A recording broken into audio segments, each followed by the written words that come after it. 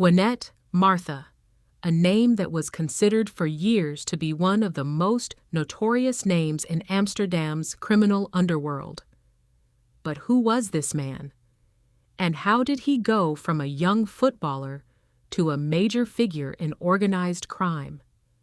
Gwenette Martha was born in Curaçao in 1974 and moved to the Netherlands as a child. During his youth, he played football in Ajax's academy. But his life took a completely different direction. He became involved in crime and eventually grew into a well-known figure in Amsterdam's underworld.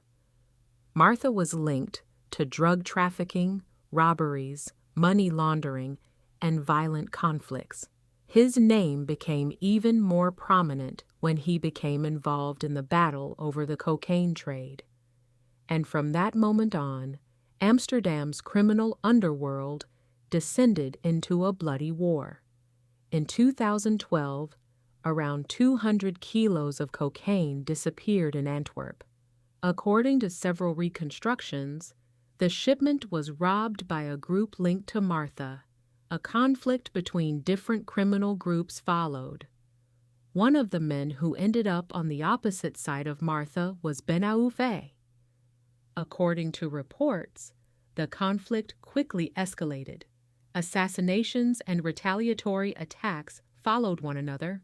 On December 29, 2012, one of the most notorious attacks of this period took place in Amsterdam's Stadsliedenbuurt.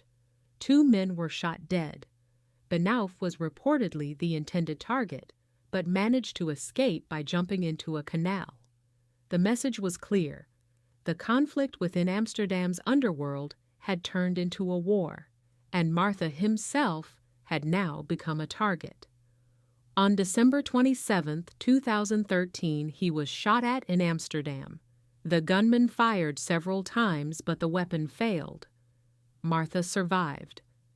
But from that moment on, he knew his life could end at any time. He was heavily protected, and according to reports, often wore a bulletproof vest. Yet he remained in Amsterdam, and eventually came the attack. He could not escape. May 22, 2014. Amstelveen. Martha walks out of a shawarma restaurant on Amsterdam's Weg. Then several gunmen appear. They open fire. Martha is hit multiple times and dies at the scene. The attackers flee in a dark BMW, which is later found burned out. According to investigators, it was likely the getaway car. And his assassination became one of the moments that showed just how violent the battle over the drug trade had become. A world of millions of euros, power, and status, but ultimately a world where having the wrong enemy can cost you your life.